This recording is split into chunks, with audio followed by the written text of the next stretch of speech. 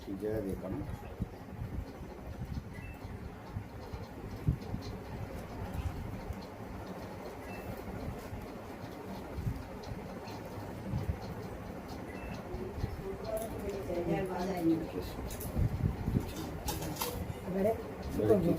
আমি আছি এবার তুই তুই তাপটা তো দাদাকে দিতে পারতিস। তাপ দিয়েছিস না?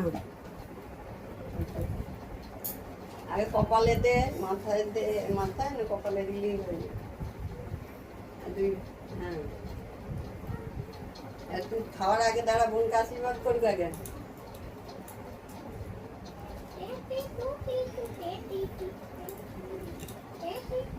বোনকে একটু চাপ দিয়ে দে, ঠাকুরের কাছে ভালো চাপ। আবার সেই একই খাটের কথা, ভালোর কিছু ভগবান যা করে ভালোর জন্যই করে। সেটা তো অবশ্যই। উনি একটু শঙ্খ বাজিয়ে দে। কেন শঙ্খ বাজাবে কেন?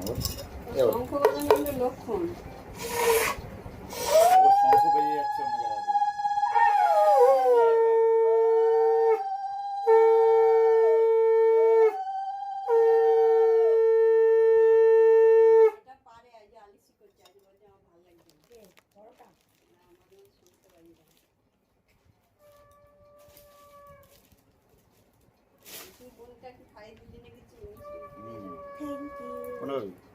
জল দিয়েছি মুখে?